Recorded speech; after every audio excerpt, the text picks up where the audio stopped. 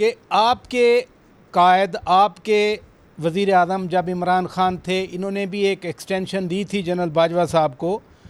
अभी एक और बात आई हुई है कि जी जस्टिस खोसा साहब एक्सटेंशन मांग रहे थे। आप चूँकि अपनी पार्टी की लीगल टीम में मौजूद हैं, वाकई ये दुरुस्त बात है जस्टिस खोसा साहब एक्सटेंशन मांगते थे और फिर उनको नहीं दी गई थी?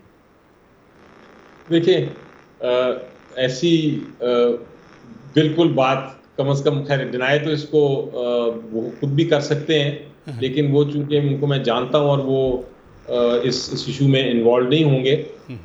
वो अपना इस वक्त बाहर पढ़ा रहे हैं और पढ़ रहे हैं, डिफरेंट यूनिवर्सिटीज़ में लेक्चर्स दे रहे हैं। लेकिन ऐसी कोई बात नहीं, ना उनका कभी कोई इरादा था, ना उन्होंने कोई ऐसी बात उनको कही गई, और कहीं भी हो तो उन्होंने उसको साइड पे कर दिया गया होगा। उनकी तरफ से तो सर्टनली कोई डिमांड ऐसी नहीं आई थी। ये पता नहीं कहाँ से एक सुनी सुनाई बात कर दी है मरियम बीबी ने उनको।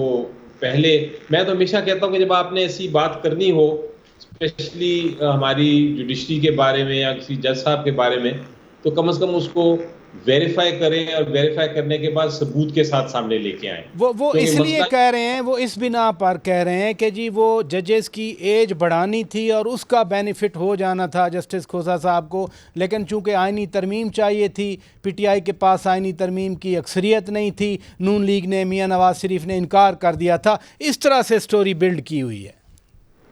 अब ये देखे ना, ये स्टोरी है ना, जिसा आपने कहा ये स्टोरी है और स्टोरी बिल्ड की गई, लेकिन जब तक इसके आपको कोई एविडेंस ना आए, आपको कोई इसके सबूत ना आए, या कोई ऐसी चीज हो जो सामने आप आपके कह नॉलेज में सकते हैं। कभी ऐसी बात आई थी?